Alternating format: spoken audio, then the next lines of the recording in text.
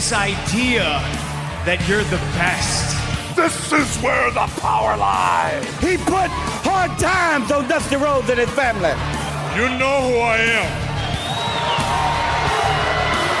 But you don't know why I'm here. I'm the best. I'm the best in the world. From the top to the bottom. And because they can't handle the Macho Man Randy Savage, the cream of the crop, nobody does it better. This ain't WCW. This ain't Monday Night Raw. This ain't SmackDown. This ain't even WWE. It's time to step into the squared circle and get it done.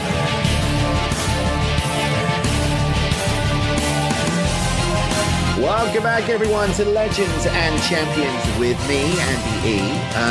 That was the weirdest intro I think I've done. Andy E. I never say that. I never say Andy E. It's been a few weeks, everybody. Hope everybody is doing well. Some cracking shows have been released on the network.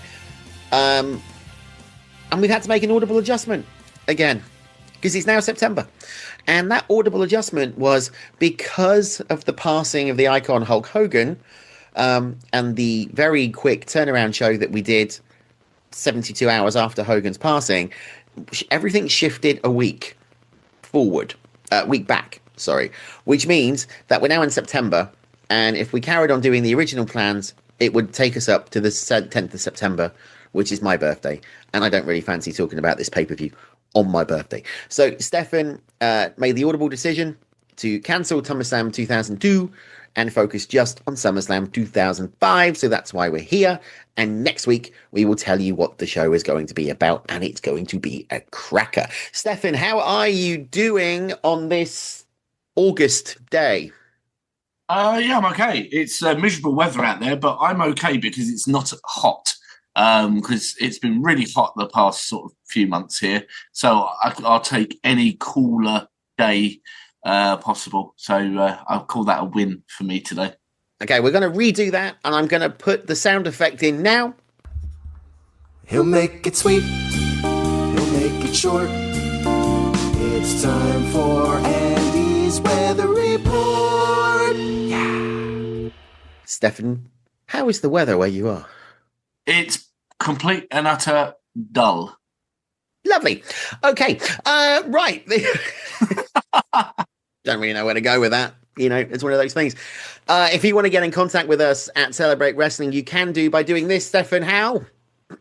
You can go to Facebook. You type in Celebrate Wrestling. You can click join. And our Ella Canadian Arno Legrando. Yeah, that whole thing's getting out of hand. Yes, Mike McGuire will obviously let you in once you've answered a couple of questions, because, as we've said before many times, that Meta and Mr. Zuckerberg require you to do so. And yes, Mike McGuire will let you in, and you can chat with hosts from all of our shows, as well as like-minded wrestling fans, without any drama, because it is a no jerk zone. That's right. So head on over, get involved, and yeah, and enjoy your time with us. Well, I've got serious now. The glasses have come out. No one can see this because we're on audio, but the glasses have come out.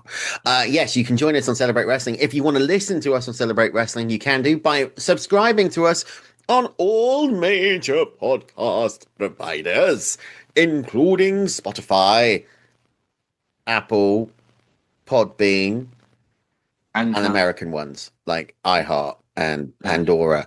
But Spotify and Apple are fine. Just, you know, click subscribe, click follow, like it, because that helps us go up in the ratings. And then also leave us a comment, because we had a comment, and it's really nice having comments on Spotify.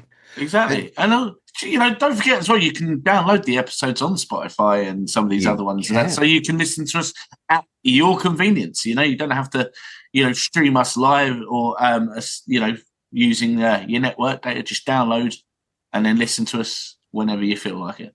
It's purely on the go. It's completely flexible and everything else. Right, let's get although I have to say, and coming from someone who this happens quite frequently, sometimes I go around the supermarket with my earpods in and I listen to some of our shows on Celebrate Celebrate Wrestling, and I do get some funny looks when I'm listening to Mitch and Dimitri at the alternate commentary table, because those guys are hilarious, and I just look like some guy that's just randomly walking around the supermarket laughing away to himself, and I get a few funny looks. So, maybe don't listen to Mitch and Dimitri when you're walking around a supermarket, unless you really don't care that people are maybe looking at you thinking, what's wrong with that person? Do you know what? I do that when I'm driving to the office. So if I'm going up to Reading, which from where I am is about a 2.5 hour drive, I will normally use that time to either listen to Spotify, or I'll catch up on podcasts. So, it could be that I listen to 83 Weeks or My World with Jeff Jarrett or Inside with Chris Van Vliet. But occasionally, when I haven't caught up with MOW, I listen to ACT, MOW, and Us. Yeah. Right? Now, people turn around to me and they go, that's a bit, elitist, isn't it? You listen to yourself. No, not elitist. What's the word? Arrogant. You listen to yourself. And I'm like, yeah, I do listen to myself. And they said, why? I went, because sometimes I need a good sleep. So if I listen to myself, it puts me to sleep. And they went, but when you're driving, I was like, oh yeah, that's not a very good reason. To be fair, sometimes like when I go to bed and that, I'll lay down and I'll listen to our show back. But I listen to our show back because sometimes I like to, because what some people might not understand is, yes, we know what was said because we said it. We were the only two that were present at the time that our shows are recorded. But sometimes it's good to like just chill and listen back to the conversation we have. And, sometimes you might just think, oh, I like that. And, sometimes you might be thinking, oh, maybe wind down on that. I don't know. But I just listen so I can just sort of self-critique, if anything. You know what? I do that. I listen to my self-critique. Yeah. But, I had to laugh there when you turned around and said, we know what was said. It takes about, on average, about 2, maybe 3 hours to fully complete one of these shows, right? And that's not taking in the pre-work. So that's not taking in the script or, working at doing the research or coming up with the facts and figures. So the process is, once this is done, right, I get the audio. I then have to shove that into the editor. I then have to go and find any audio clips that we want to put into it, right? I then have to cut them. Then I have to edit it. Then I have to find the specific bits in the show where I think we said it, because stupidly I don't do timestamps and I really should go at like this sort of time, it's here. Maybe I'll start doing that. Then I have to add them in. Then I have to mix it down. Then I have to increase the levels. Then I have to export it, which can take a while. Then I have to stick it into another program to level it, to make it all nice and even. Yeah. Then I have to shove it back into the editing process to save it into an MP3 file, which takes a while. Then I have to upload it to email. Then I have to write the copy. Then I have to do the graphics for it. Then I have to send it to Mike. Yeah. And then I can sit back. And when we do, everybody thinks it's really easy, right? And then Mike comes back and goes, no, Andy, that was terrible. Yes. That's only ever happened once. And then when you think, at one point we did 3 shows on the bounce. No, we did we do 3? We did 2 or 3 shows on the bounce, right? And one of those shows legitimately went for nearly 2 hours. Yeah. Yes. And then I had to edit the damn things and get them all over to Mike. So he's got them and they're all set up, and it makes Mike's job really easy, right? So he gets them all in advance. It doesn't have to worry about it. And then Hogan died. And then I had to do a Hogan tribute show and find all the audio for that. I mean, and then we had to move everything back a week. And then it's like, no! I got some feedback on the Hogan one as well, because obviously those who listen to it know that towards the end I got extremely emotional and that. And just before you say that, let's just break the curtain down. So we haven't actually got together and taped a show since Hogan. Yeah. Okay. Yeah. So all the shows that you've listened to on Celebrate Wrestling, which is 89, 93, 95, and All In, were all pre-recorded before Hogan's passing. So we effectively had got August done. Yeah. And that's mainly because I'm on holiday next week for a couple of weeks. So then obviously, Hogan passed and we had to very quickly do that, which is why we moved everything back a week. Go. Yeah, I was just saying, and I was actually expecting a little bit of, sort of, you got really emotional and, and maybe a few chuckles there. But I was actually quite surprised at how many people got back to me and said, you know what, I get it. And I was like, yeah, because, it's not fun sort of, being in your 40s and breaking down on a podcast because you're getting emotional. But it's nice that people understood it and they got it. And as I said, it was about that moment was about explaining what Hulkamania and Hulk Hogan meant to me, to my childhood, and it was such a big thing. But yeah, quick update for you. As I mentioned on one of our previous shows, because as Andy just said, we've pre-recorded all our shows, so it depends on when it fit in. Are you talking about what I think you're talking about? I mentioned, my weight loss show on Mount That was the Hogan show. That was the Hogan show, yeah. So, so the Hogan show, I did my first jab. I've just this week, because of whatever all this is, I've done my second week. Guess how much weight I lost in just 1 week on Mount Jaro? I lost. Oh, hang on, I thought you were going to say I could guess it. Well, you know because you've seen it. I was going to look clever. I lost £8 in a week. Yeah, that's really good. And I'm absolutely buzzing on that. So, if anyone else out there struggling with type 2 diabetes or with their weight or anything and you're scared, ignore all this noise in the media. I got your back. Honestly, I can say that, the people I've spoken to that have been on it for a lot longer than I have all said it's one of the best decisions I ever make. And that, go talk to your doctor, get yourself healthy, use it as a tool, get yourself healthy and that, because, that's what the thing is all about. The downside is, if we were doing this show live, like we used to do TSC, we could actually do a segment, which would be your journey, but we can't do that because, as I said, we're taping months in advance. So it's not that. But congratulations, well done. I've actually planned every show for the next month, as in done the research. So we have some crackers coming up, including one that Stefan doesn't know about.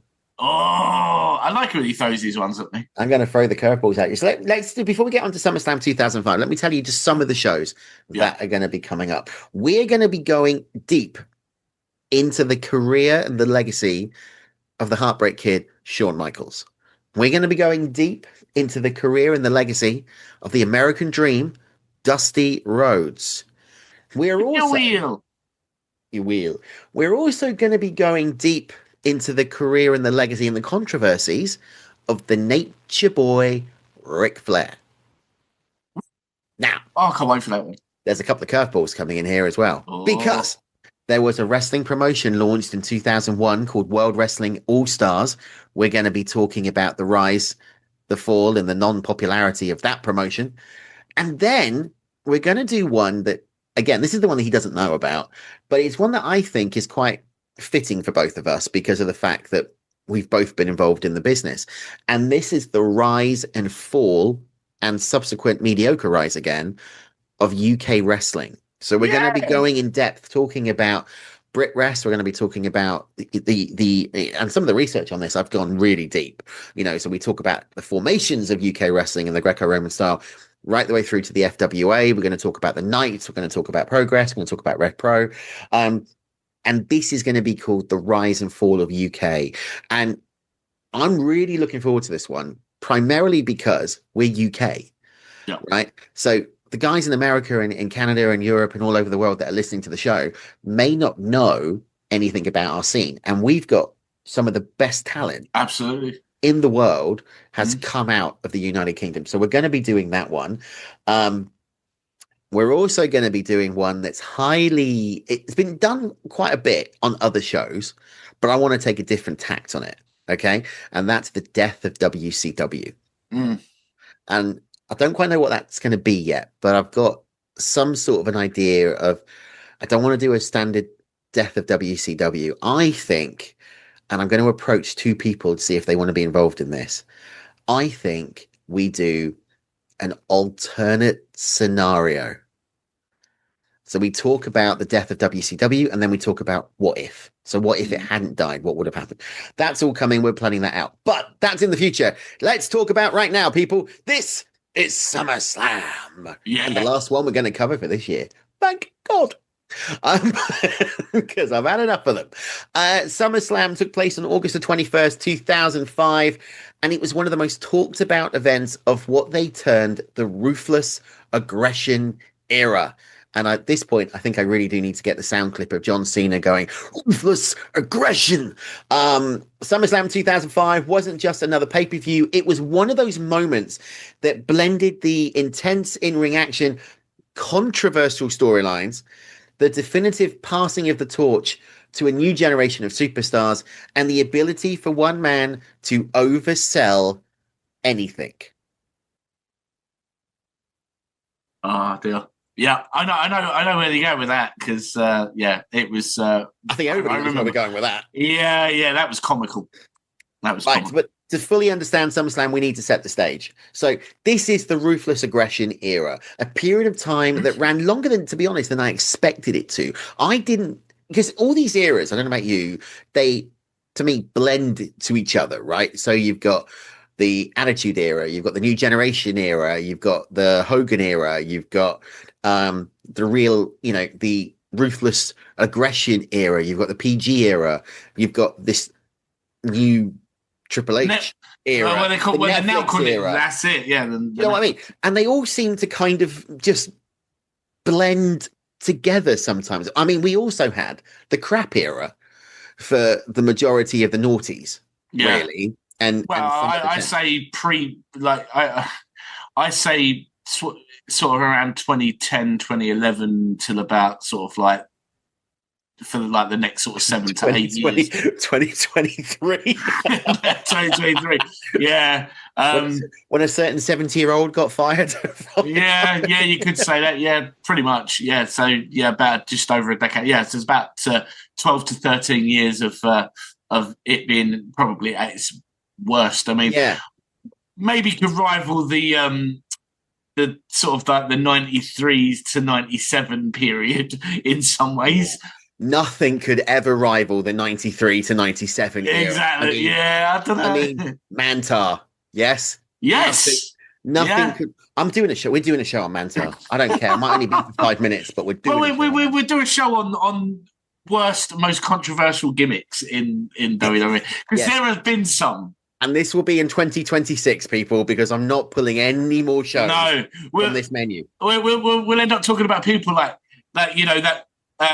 Kazani, for example. Kazani, Mantar, a certain garbage man, the Goon, Mordecai, another one. What was the name? I can't believe I forget his name. What was that magician type one that had the white painted face that that they tried to pull off? I can't remember his name now. Yeah, it'll come to me after the show. I'll be like, oh, that's the guy, because I've never forgot his name until now. But it'll come. It'll come.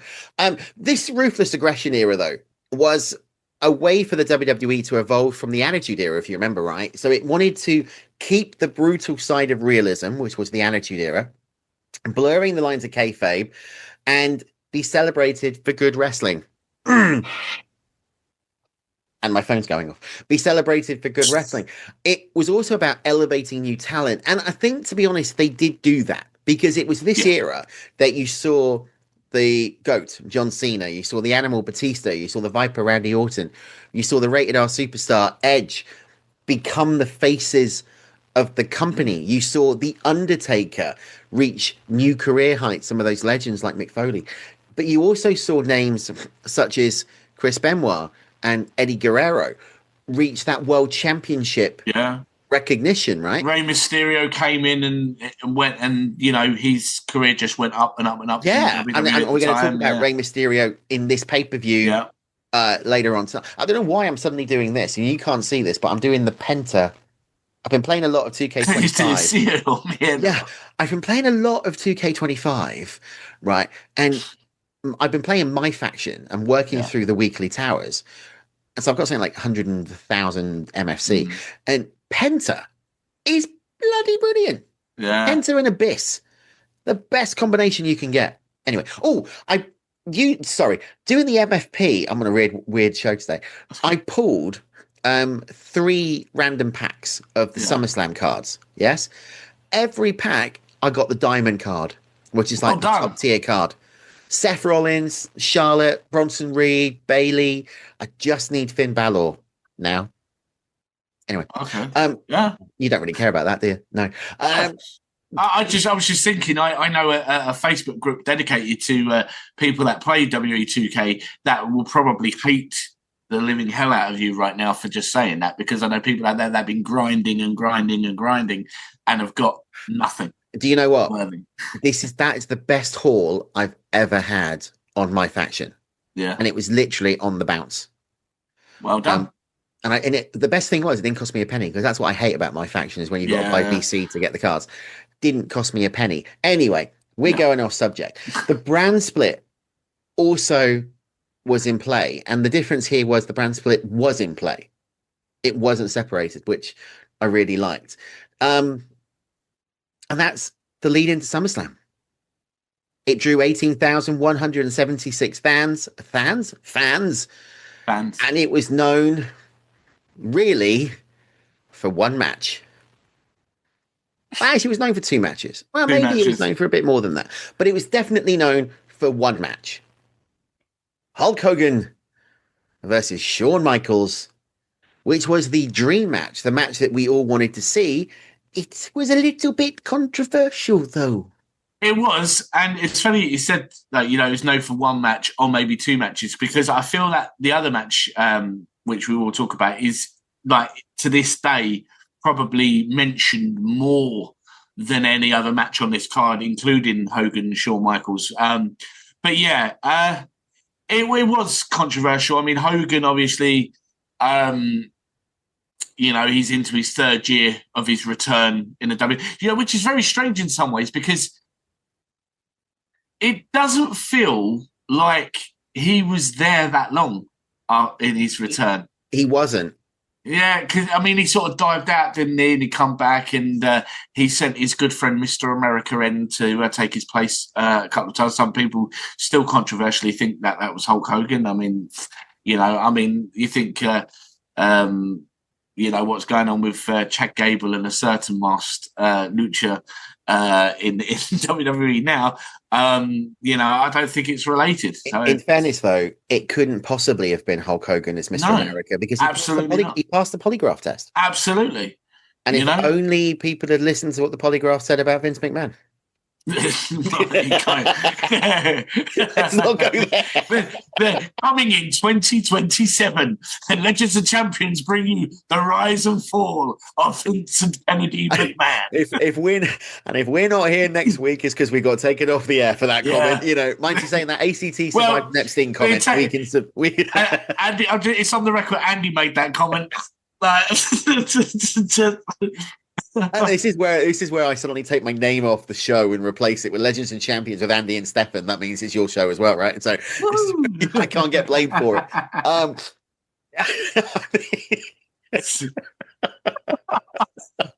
And he's broken. He's malfunctioning. There we go. Let's talk about this SummerSlam match. Yes. We will talk about some of the other ones, because there were a couple of crackers on here. All were there, because it's got a mixed bag pay-per-view. The build up to this Michaels versus Hogan match was something that we always wanted to see, didn't we? I mean, we always wanted to see Michaels in his peak against Hogan, like a passing of the torch match. You didn't. I did. I always wanted to see Michaels when he was not the 94 era Michaels. Yeah. But the 96, 97 Michaels, where he was, you know, world champion, where he'd climbed the mountain, the boyhood dream. To see him at his peak, ultimately, against Hogan at his peak, would have been, and I'm not talking about Hogan 93, 94 being peak, I'm talking about mid-80s Hogan, would have been a great match, because two very different styles. The high-flying striker style of Shawn Michaels and the powerhouse of Hulk Hogan. I suppose I suppose in a way, you know, we had that similarity of styles, mixture of styles, when we had Randy Savage and Hogan. Yeah. I mean, I would have much rather have loved to have seen Randy Savage in his prime versus Shawn Michaels in his prime. Oh yeah. Than Hogan, and then that's obviously no disrespect to Hogan, but for me, that's a matchup that I think kind of tickles the taste buds of me wrestling fandom a little bit more than Hogan Michaels. But it was very bizarre that they went with this. I mean, obviously, before, if social media and the internet were like it is today. Back then, we probably would have known this match was being teased months in advance before it was ever announced as happening. Because, you know, we had that quite recently with the whole Gunther Goldberg scenario. It's been the best part of a year or so. Everyone was talking, you know, Goldberg's probably going to have a retirement match against Gunther. And lo and behold, that's what we got. But yeah, it was bizarre, and I was intrigued when this match came about. I mean, obviously, we had I know some called it, I think at the time, super kick or the Sweet Chin Music heard around the world, where Michael seemingly turned heel, but it wasn't really a heel turn. It was more of, I need to prove myself against arguably the greatest star in WWE history of all time.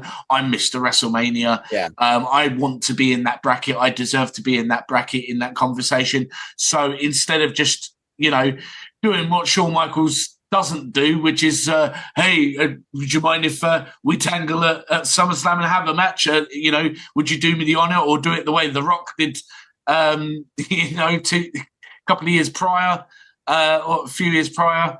No, Shawn Michaels does it by the way Shawn Michaels does it, which is switch your music and then ask the questions later.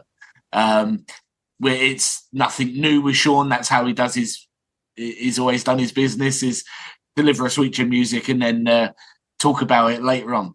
But I didn't have a problem with that, though. I didn't, because it was Shawn Michaels. And I remember when, you know, people did say, like people that I knew back then would say, oh, hey, Shawn's turned heel and all that lot. And I thought, I don't know if he has. Like, we'll have to see how this plays out. And obviously, it wasn't the heel turn, but it was. Yeah, I think if you look at it in a very black and white, passe, Michaels was the heel and Hogan was the babyface. But I don't think it was.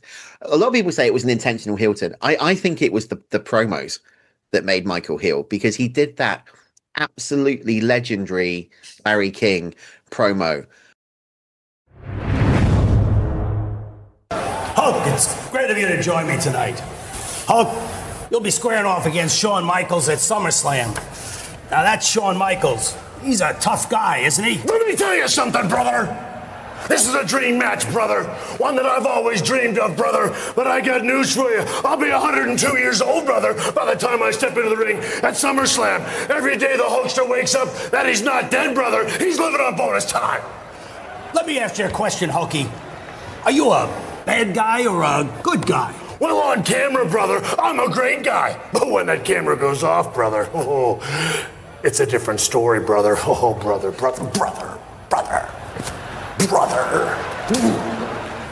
You see, brother, Shawn Michaels is obviously an amazing athlete, brother. But he never quite made it to the upper tier, brother. You see, after I walked out of the WWE, brother, and decided to go make even more money somewhere else, brother, they gave the ball to Shawn Michaels. But he couldn't quite get the job done. You see, he's got more important things on his mind, like becoming the greatest wrestler that has ever stepped into the ring, brother. He's more concerned about going out there each and every night, brother, and stealing the show. Brother, he works just as hard in Battle Creek, Michigan, brother, as he does in Madison Square Garden, brother. See, the Hulkster, brother, he's got a philosophy, brother. Once those people are in the building, brother, you've already got their cash in your front pocket, brother. But Shawn Michaels, brother, he'd rather go out there and nearly kill himself every night, brother, just to make sure those people get their money's worth, brother. But you see something? It's not gonna matter. It's not gonna matter, brother. Cause you know Mean Gene, brother, when the Hulkster could... Larry King. Whatever, Larry. I'm selling tickets here, brother. What you gonna do, brother, when the Hulkster comes at you, Shawn Michaels, at SummerSlam, brother? We're gonna hook up, brother, you and me, for the first time in history, brother. The first time, brother. The last time, brother. The only time, brother. And when that bell rings, brother, oh, brother. Get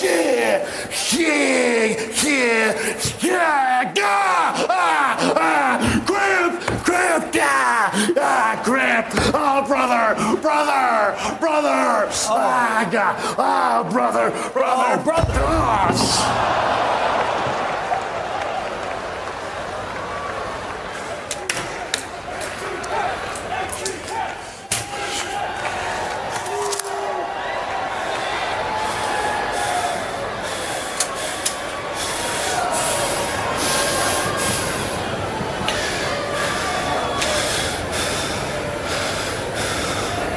Hulk Hogan, you've got your reality show. Hogan knows best. At SummerSlam, what are you gonna do when reality kicks you right in the face? And then, that at this point, that just set those fan expectations through the roof. Yeah. Do you know what I mean? It was like, this is going to be amazing. This is Michaels at his best. This is old school, cocky, arrogant DX Shawn Michaels. Yeah. Against the holier than thou Hulk Hogan. However, for me, I would have liked to have seen it the other way. Yeah. I would like to have seen a heel Hulk Hogan facing off against the face Shawn Michaels, going off against this whole new blood, like playing off the WCW new blood angle. Yeah, because obviously when Hollywood Hogan comes in with the NWO, Shawn is sort of retired at that point. It's before his SummerSlam 2002 return. And now I kind of wish that we hadn't scrapped it in some ways, because there are notable things to. Maybe we'll revisit it next year when SummerSlam season comes up. Maybe we'll cover it then, because there is a lot to talk about with SummerSlam 2002. But yeah, and I agree with you. I actually think maybe that would have potentially have had more appeal, maybe. And this is the thing as well, is you look back, and I mean, a lot of younger fans may not realise is the fact that when Hogan was at his peak in the WWE, Shawn Michaels was around. He was just in the rockers, and he was just breaking out towards the end of Hogan's initial WWE run. He was becoming, he was building up Intercontinental Champion, and then, obviously 3 years after Hogan leaves. I'm just thinking of the timeline. So if you think that Hogan came back in February of '93 with Beefcake, with the Barber, as the Megamaniacs to face off against Money Inc. at WrestleMania 9. So that's going to be, and that was a late return because the ticket sales weren't going very well. That was February. Michaels at this point had already won the IC title on Saturday Night's Main Event, beating the Bulldog, but already had done a champion versus champion match against the Hitman Bret Hart at the '92 Survivor Series. So he was already they were prepping him to that main event. They were prepping him, because obviously you think WrestleMania 9, obviously we had Beefcake and Hogan against Money Incorporated for the tag titles on that same show. I think it might have been the opener of the show. I can't remember. Michaels versus Tatanka. Michaels versus Tatanka for the Intercontinental Championship. And and that's the thing as well, that you knew they were trying to do something with Shawn. You could tell they were prepping him for that push. And that was the thing. I think it was one of those scenarios where Vince said, "All right, we're going to put a lot on you, and it's on you to show where you can take it." And obviously, we know how great Shawn was doing so. I don't want to steal thunder from what we're going to when we do the Michaels show, but obviously, we saw a year later at '94 at WrestleMania 10. We saw it '95 with the ladder match, and obviously, we saw '96 at WrestleMania 12. So you could see where that was going to go.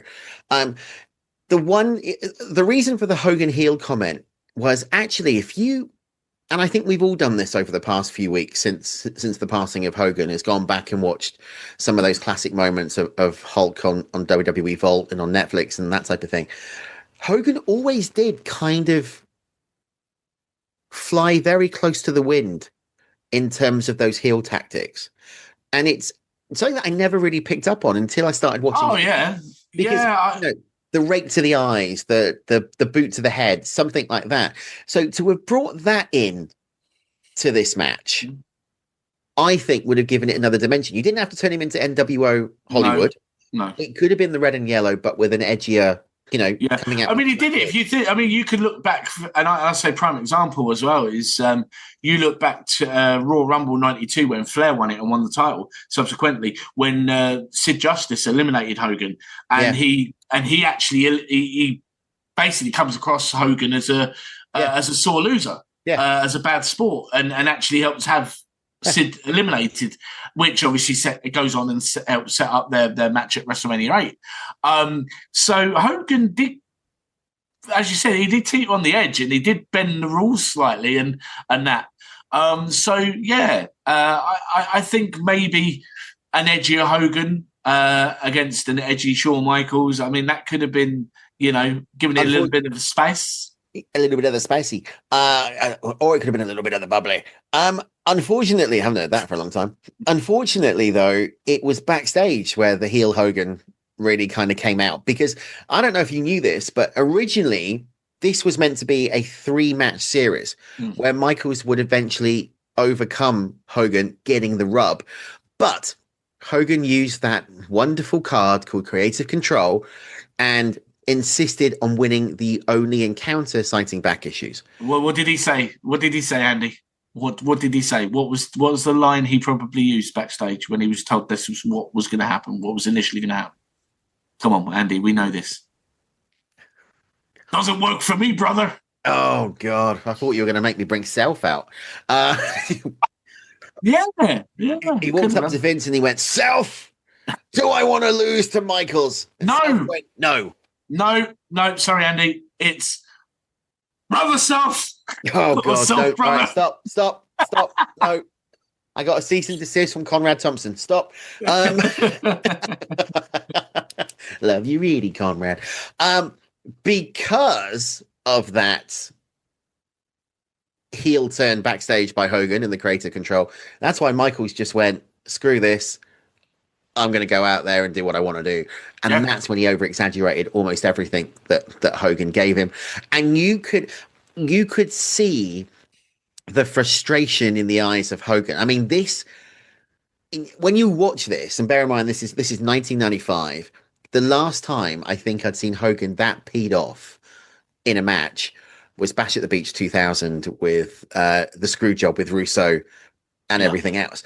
Because he gave the same look, right? And I remember watching this and there was part of me going, this is all part of the story, right? This is all part of the match. It's everything else. But it's only afterwards when you start, and I was doing the original TSC at this point, and that Lee and I actually sat down and we broke this pay-per-view down and we talked about it and we just went, yeah, that wasn't part of the story, was it? That was Michaels taking the proverbial on Hogan. And then obviously all the news came out and Uncle Dave gave a load of information backstage, and so did Brian Alvarez and Wade Keller.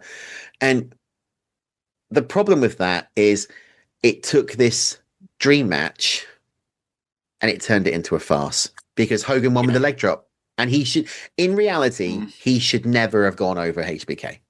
No, I agree, and I don't understand why, because he lost to Angle. I mean, Hogan. I mean, the only one of the few times I remember Hogan in WWE ever really tapping out was to Kurt Angle. That was Backlash, wasn't it? Yeah. He tapped out through that as well. He lost to Undertaker. He lost to Hollywood Rock.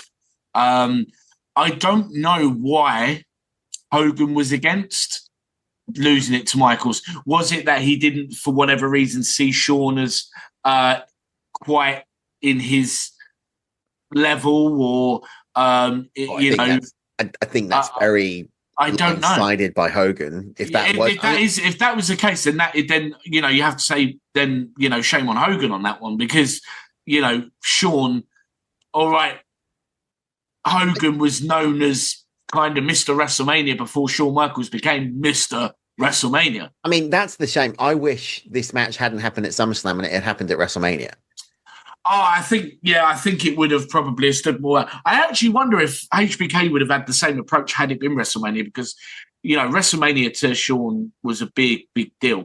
And he always looked his best when it came to WrestleMania. And I do wonder if he had if he would have approached it slightly differently. I mean, as much of a Hulkamaniac as I am, I can't really blame Shawn for being aggrieved and feeling, well, if you're not going to, play ball, then I'm not going to play ball. I'm going to go and do whatever I want.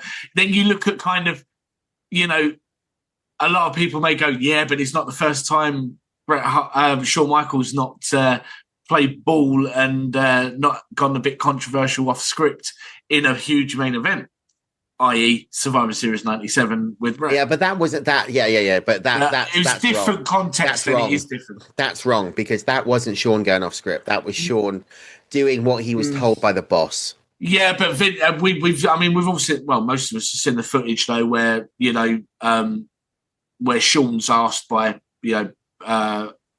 I think might have been Bret's wife at the time. I can't remember because it's been ages since I've seen the footage.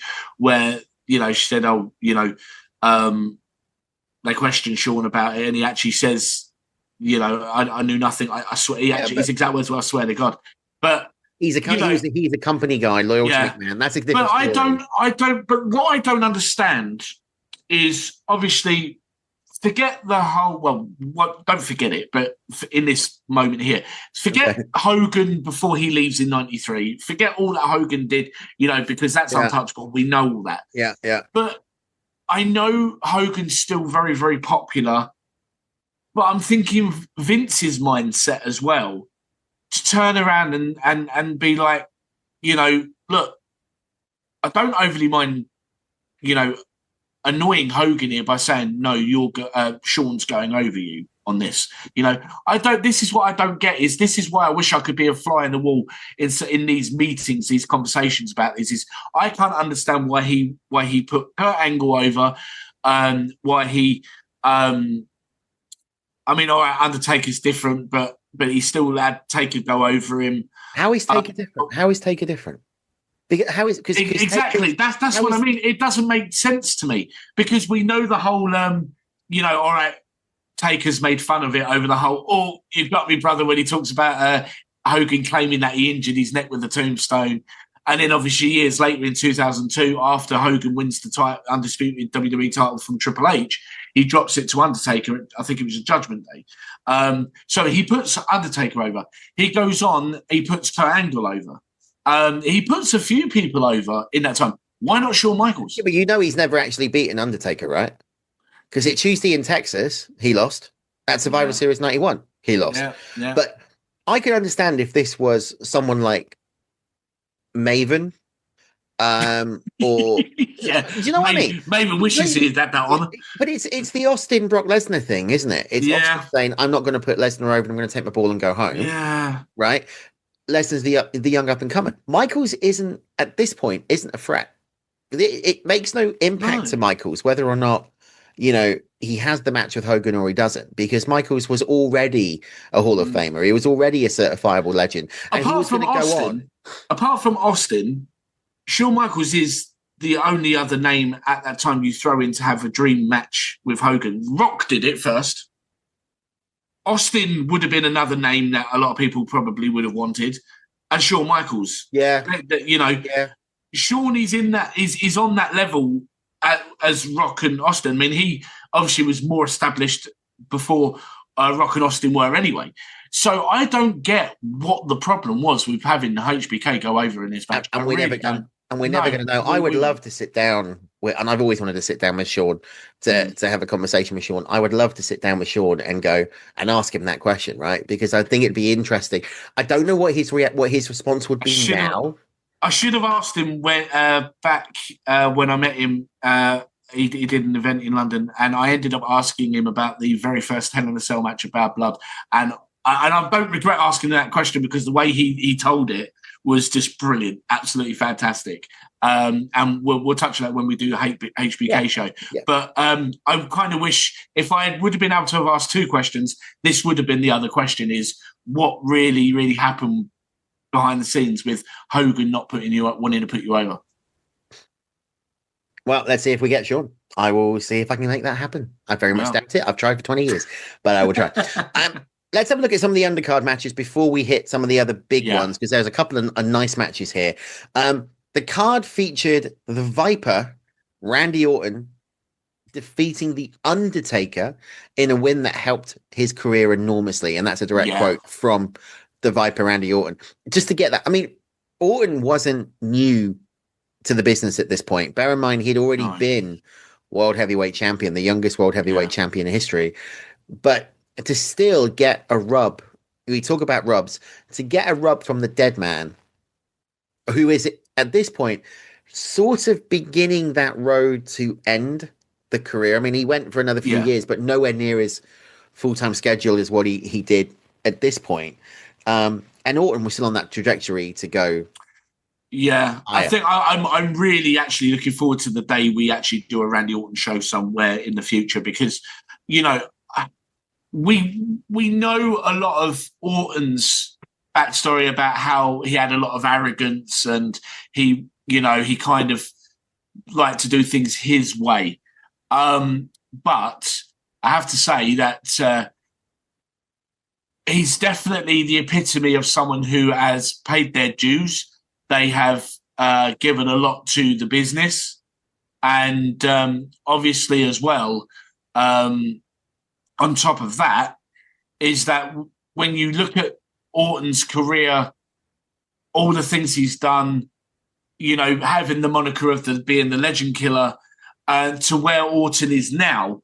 Orton, you have to say, is one of those veterans which is probably a dream to have in your promotion, because we know Orton very much is about having fun in his career now. He's just having fun in his career. He's got no problem making young and upcomers look good. He's got no problem with putting a lot of them over. I mean, look at WrestleMania this year.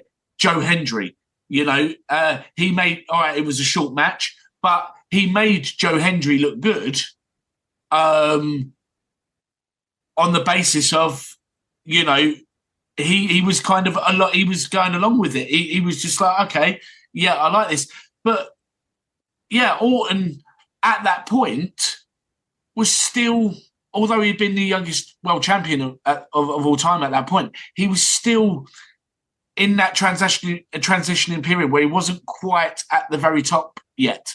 He was sort of like teetering in between at that point before he became a permanent fixture in the main event. And consider what he did after this. I mean, he went legacy. He went, you know, he was all over the place in terms of stables and tag teams, etc. Yeah. Although I've got one issue with something you've just said. What? Joe Hendry. You said his name and he appears, but he hasn't appeared. Where is Joe Hendry? I don't know. Do you know, I was just thinking when you edited it, when I turned around and said, every time I mentioned Joe Hendry's name, you just inserted say his name and he appears and then cuts it off. What says I haven't done that? Who knows? Who knows? You'll have to wait. The other two matches on this card that we'll talk to on the undercard was Chris Benoit, who went over Orlando Jordan in 25.5 seconds. This annoyed me because their series they were having was actually really good. I really enjoyed the series of matches they were having around about that time for the US title. This actually annoyed me that it was over so quick. And also maybe it was because I was a big fan of Benoit's wrestling ability. And I still am a fan of his wrestling ability.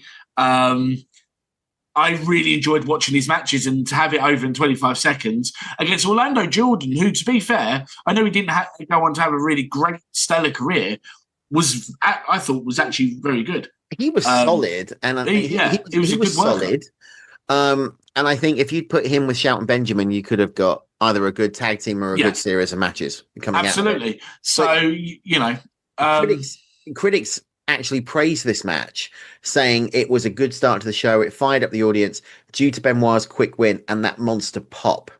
The Orton versus Undertaker was generally well received by critics, and it was noted, as we said, for helping Randy's get over enormously. And the Hogan match was cartoony, fun, and a beep show. One of the other matches to talk about very quickly, because we've got two championship matches and we've also got the ladder match for the custody of Dominic Mysterio, which I love 20 years later. It is great. Still playing off this. Do you know, the two things work for me in this. number one, Dominic at that age selling how upset and emotionally distraught that boy is. And this is the match that potentially what became the birth of Dirty Dom years later. This is the trauma of Dominic Mysterio that has gone on. And I still love the fact, and I love Dominic Mysterio. I really do. I love the fact that he looks so much like Eddie with the undercut long hair mullet, and the moustache. I honestly, the fact that all these years later, while he's a heel and against his father, he looks like the man who claimed. And I'm just going to say this: this wasn't actually. This is actually coincident. This wasn't deliberate. I'm actually wearing my Eddie Guerrero "I'm Your Pappy" t-shirt. Yeah, I did notice that. And I didn't actually realise that there was no thought of that. I actually just threw this on today. What? So this, I mean, I've got my love for Eddie Guerrero is not as like Hulk Hogan, Hulkamania peak. It's just shy of Eddie Guerrero. Like whether he was a face or a heel at this time, he was perfect. Eddie Guerrero was just perfect. Whether he was a face or a heel, he was exceptional at it. And then you throw in all that talent he had in the ring. It's when you throw in the comedy of Latino heat, with it coming out with the lowriders and taking this back to current stuff. We said that this is still being acknowledged 20 years later. SummerSlam this past August, Eddie Guerrero, not Eddie Guerrero, AJ Styles coming out in the lowrider with the Eddie Guerrero style t-shirt. Yeah. His son, who they actually said was his son, who looked the spit of a young Dominic Mysterio. Yeah. 20, and Dominic even called it out on the post show on YouTube. In fact, we might have the footage for that. We'll play that in just a second if we do. But it's the fact that they incorporated aspects of Eddie Guerrero into his work set with the boot coming loose. That was an Eddie Guerrero tactic. I mean, I still think to this day, WCW missed a lot of tricks when it came to likes of Eddie Guerrero, where they didn't put a lot of focus and a lot of push on that style of wrestlers in the company. Hence why they got frustrated and jumped ship. They did at the beginning. They did at the beginning, but it phased out. And this is, I mean, I remember mentioning to you a little while back about how it's really disheartening when you watch some of these matches back that are probably match of the night, and you look at the fans and the crowd are sort of like in and out. They're talking amongst themselves. They're not paying attention to the match. And I say this as well is I think this is where they got it. WWE got it so right with Eddie, was that they had him sort of, European Intercontinental Championship picture, but it was when he was paired with China, the whole Mamacita, the birth of the Latino heat thing, where we had the China Playboy scenario storyline, having Eddie be able to be comical and show that personality he has, where he would beg and plead China not to go through with it and all that. He didn't want to lose his Mamacita, and that for me was what really started off Eddie Guerrero really showing the world is more than just one of the best in-ring talents. This guy's got so much charisma. It's ridiculous. And, and this is where the thing, I mean, and again, credit to Dominic. He's sitting ringside, and the amount of times that Eddie taunts Dominic in here, just, saying, I love you, Dominic. You're my son, Dominic. I love you. The way he makes it work is just, it's perfection. I wonder what, Shawn Guerrero, I can't remember how old she is, but imagine if they got Shawn Guerrero involved in this match as well. A full family thing. Anyway, it was a good match. It was praised for its in-ring action. The angle was criticized though for being, and I quote, terrible and dumb, but it was also acknowledged as being intriguing and even a little scary due to its boundary pushing nature. But in the end, Ray won it. Dominic was Ray's son. Still got, I bet Ray wishes he hadn't won the match and it was Eddie's son based on what happened later on in the WWE. The two title matches were up on the line. Batista was facing off against JBL for the World Heavyweight Championship in a no holds barred match. This was Batista defending against JBL. After Batista got drafted to SmackDown from Monday Night Raw, JBL became the number one contender. The Animal allowed JBL to choose the stipulation, and it was a brutal match. 2 Batista bombs led to the finish. Your face is telling me, and you said this earlier on in verbal, in facial images, which I can't show on the screen, is you were not excited about the Animal Batista, because I turned around and went, this led to the development of main eventers such as the Animal Batista. Your face went, yeah. So is that the case, or is this... All right, so what's your take on this match then? No, you're right, brutal. And if I remember correctly, it wasn't a very long match, was it? I think it was about 10, 11 minutes or so. Yeah, it wasn't massive, no. No, I was actually just biting my lip because my lip was itching. Oh, okay. No, so yeah. There we go. But no, I liked Batista. I really started to grow to really like him when he was in Evolution. I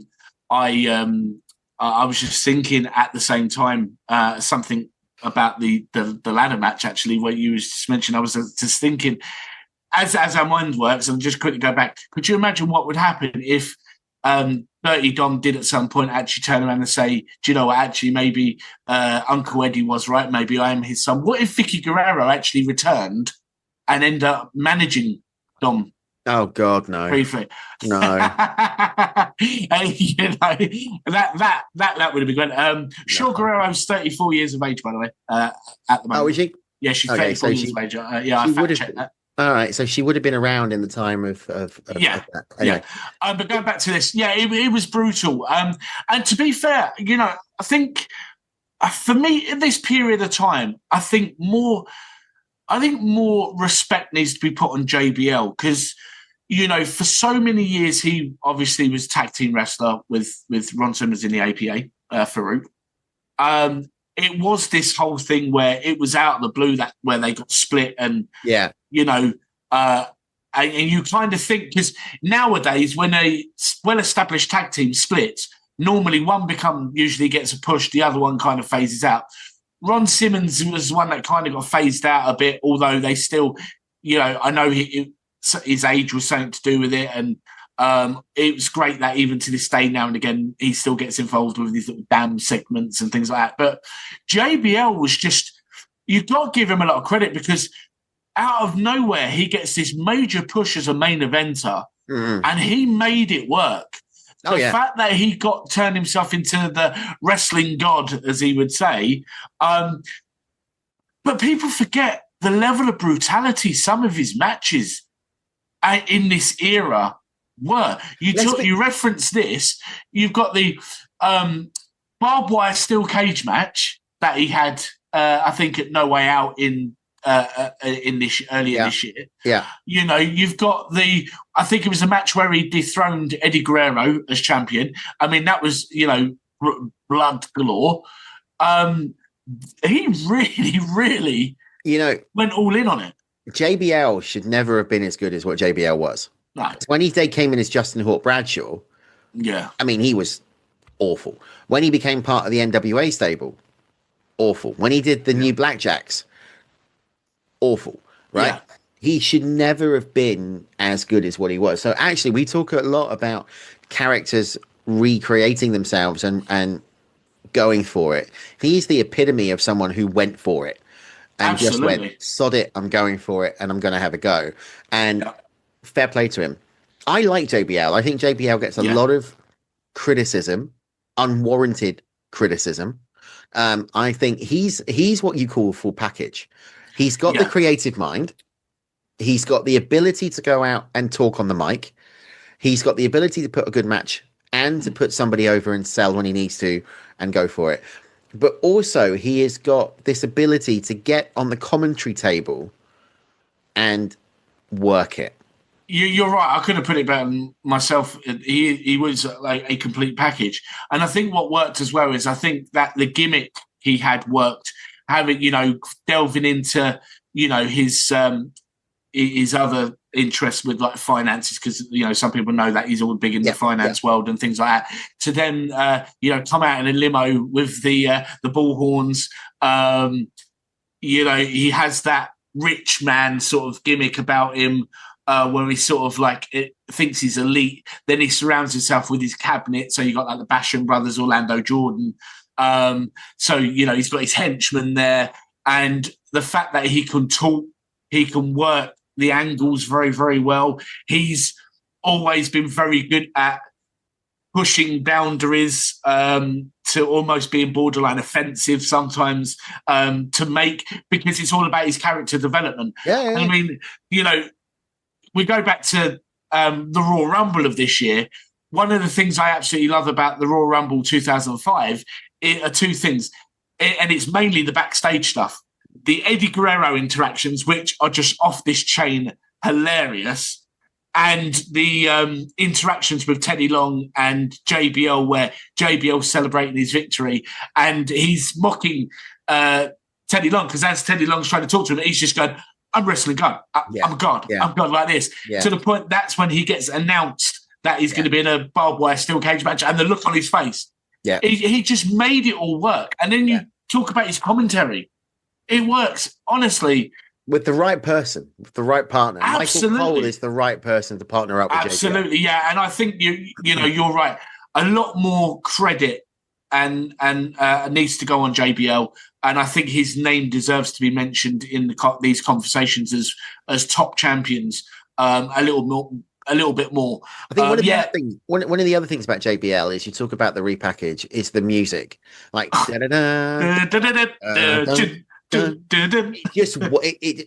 it was one of those. It didn't need the rock, like everybody comes out to, Saliva or Limp Bizkit or anything like that. Do you remember when they used to do the you remember when they used to tease Alberto Del Rio before he actually made his debut? No, unfortunately, yes. Yeah. Do you know what? I always felt that those video packages made it look like he was going to be like the Mexican version of JBL. He would have the towel around the neck. They would have the golden sort of logo and and all that lot, and he'd be in the cars and I just kind of thought, are they ripping off JBL here? Because that's how it that was the impression I started getting quite early before he debuted. Well, let's move on, talking quickly now about the last two matches, which are Edge versus Matt Hardy, exploiting those tensions between the feud between Edge and Matt because of the affair between Edge and Lita or Amy Dumas. The first time, really, the WWE had gone down this exploiting a real life angle as part of this ruthless aggression. But the problem with this, again, it ended abruptly in under 5 minutes. Yeah, they really should have been allowed to go longer. And we all remember this for the real life scenario between the three of them, the love triangle. And it was amazing television at the time, because you're thinking, well, we know this is real life that's been brought into into the wrestling. I think a lot of credit needs to go on these three for remaining professional somewhat to allow this angle to play out in storylines, because and I think a lot more credit needs to be put on Matt Hardy, because we're guys, we've had our hearts broken where the love of our lives, who we thought was the love of our life, has gone off with maybe someone that you loved and trusted as a friend and whatnot. Yeah. And you feel that every time you see them, you feel sick to your stomach, you feel your heart's breaking over and over again. And Andy, feel free to cue the old emotional music dubbing over with. I'm not giving you that. Oh, well, I'll try. Happy birthday. But to remain professional, because he originally got his release, and then they brought him back like a week or two later. That was a bit harsh. That was very harsh. But for him to remain professional, to work a program on the basis of this real life heartbreak that he's going through, this split, that's got to take some doing. What's funny about this is the fact that they obviously have the match at the pay-per-view. A couple of months earlier than that, at One Night Stand, Heyman references Matt to Edge. Was that hilarious? Spit Matt the drink. Freaking Hardy. That's 3 words.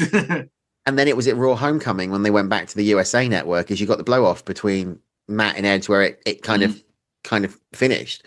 It was I do remember watching this feud going, ouch, that hurts. That's a bit cutting it to the bone. Yeah. And I remember talking to Lee about this going, I don't think, because bear in mind, this is you've done the Attitude Era. So we've kind of become climatized to them pushing the envelope a little bit. But this seemed to take it one step further than the Attitude Era. Yeah. And I do remember saying to Lee, I don't know if this has got a place in the business. Obviously now it's very become, controversial. Now it's become common, right? Now we're it's second nature. We see these sort of things all the time. Although we're now looking at it going, why was I getting so het up about it? Because I wish I'd asked Matt this when I see him. I wish I'd asked him. Maybe if I ever meet him again, I'll ask him this question: was how did he feel a few years later when he was told that he was going to actually be the one that would screw Jeff out of the WWE Championship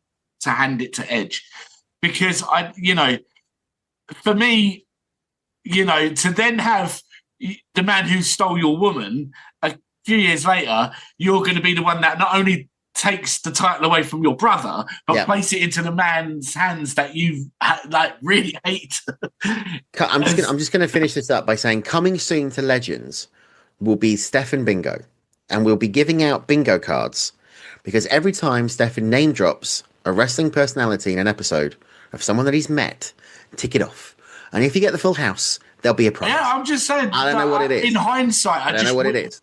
This is the thing. At the time, I don't really think of these questions. No, but when we get into the subject, I'm thinking, I wish I bloody asked them that. I just find it hilarious. I think this one episode you've name dropped like 3 times maybe, and it's like, I want to do a game. So we're going to play a game, Stefan Bingo. And I'll speak to Mike. Is this now like my version of? This is your version of every time Teddy Long will say 1-on-1 with the Undertaker, or it's a tag team match, player. Yeah, and we all got sick of that as well. Right, the last match to talk about at the moment is John Cena versus Chris Jericho for the WWE Championship. This is an interesting one. Why? Because this is when we saw the crowd change towards John Cena. This is when we physically or visually and verbally heard serious backlash and Jericho getting cheered. And you've got to say, this was the beginning of the change and the evolution of the Cena character. The Cena sucks chance comes out. He retains the title with the FU. Crowd was not happy. We weren't happy. I think we all wanted Jericho to walk away with it. But again, it just kind of goes to show this was the beginning of the dominance of John Cena. Yeah, we're going to do our John Cena. We made the decision in the end to do our John Cena show once he actually does retire at the end of the year, because it just thought it'd be a nice way just to click, wrap it all up, sort of thing. I've made no secret. I was never a big Cena fan. I appreciate everything he's done, and I've got a lot of respect for him. I was a fan more of the Thugonomics, and this was getting to the point now where it's just kind of like, okay, we need to move on a little bit, to put the title on someone else. Let's, calm the Cena stuff a little bit.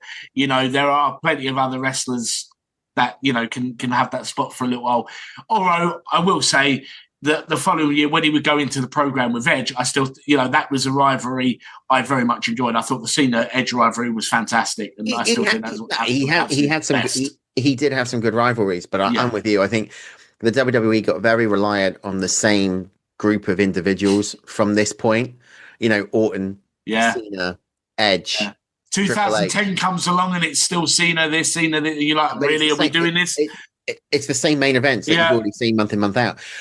Right, that was SummerSlam 2005. At the end of our SummerSlam coverage, let's just give you a little bit of facts and figures now, because commercially, and this is all important for the WWE at the moment, SummerSlam was a massive success, drew an attendance of 18,176 fans and generated a buy rate of 650,000. Now, you compare that to SummerSlam 2004, which did 410,000 buys. A lot of people are saying that's due to the marquee appeal of Hogan's and Michaels. Other people are saying that's due to the business at this point. I think there's an argument for both. Yeah. SummerSlam was deemed to be a success. commercially. It was a failure at the time in terms of critics and fan opinion. However, now looking back on it 20 years later, there is an argument to state that actually it was a pretty good SummerSlam. And when you think back and you watch it on Netflix, you've got to sit there and go, there was maybe a dud match. Angle Eugene, which we haven't even touched on, was a bit of a dud. Jordan Benoit was a bit of a dud. But actually, you look at the rest of that card, there was not a bad match. No, I think you said, there's an argument for both, whether it could have been, times have moved on or the appeal of Hogan Michaels. I think it's a combination of both. Hogan's Michaels at times going to sell. That it was going to sell. People wanted to see it. Regardless of what they got, people wanted to see it. So it was always going to, and I do think that probably the majority of fans probably did expect Shawn Michaels to go over, and probably in hindsight probably looked at it and go, okay, he didn't go over, and that's probably why people like yourself and me are thinking the same. Yeah, hey. It should have been Shawn that went over in that match. And I look back on it now going, do you know what? Take it away from what it was. It was a very good. I wish Hogan had done what Cena's doing, a retirement year where, he could have, faced some of the people he had the dream matches that never happened before. So he would have had like The Rock, Shawn Michaels, etc. Then I think it should have been maybe facing people he had faced, prior over his career, like The Undertaker, for example, and that. And I actually think his retirement match should have been that match at WrestleMania 19 with Vince McMahon. What a way to come full circle. I agree. Beaten Vince, stood tall, said thank you on the grandest stage, because it was him and Vince who started the whole WrestleMania craze. What a way to have ended it. But we talk about Hogan egos and Hogan, I get it. I'm not a blind Hulkamaniac, I get it. So it's a show. I think it could have been done that. And if Hogan had accepted that his time was pretty much up as an in-ring performer, if he had bowed out gracefully. And we will never know, but it's a good way to end this show. Next week on Legends, we're not going to be talking about Hogan. We're going to be talking about the American Dream, Dusty Rhodes. We're going to be looking back at the life, the career, and the legacy of the American Dream. And I think that ultimately is also going to start talking about Cody and Dustin and their lineage within that tribute as well. That's it for us for this week. Thanks for joining us to talk all about SummerSlam 2005. Don't forget, you can listen to all of us on Celebrate Wrestling each week on podcast by going to your podcast provider, searching Celebrate Wrestling and clicking like, subscribe, or follow, and you will get the alternate commentary table with Mitch and Dimitri every Saturday or Sunday, unless it's a double-header weekend. You'll get Mike with Maguire on Wrestling with Uncle Dave Meltzer, potentially Joe Aguinaldo, maybe Stefan, maybe me, maybe Mitch, maybe Dimitri. Who knows? Maybe, potentially, WWE talent. Well, that's would have already happened. That is on Sundays, and of course you've got us on a Wednesday. Check us out on Facebook at social media just by searching for Celebrate Wrestling. But with all that in mind, don't worry if you get a bit of a squeaky bum time, because we will be back next week with the American Dream, Dusty Rhodes. He's just the calm man.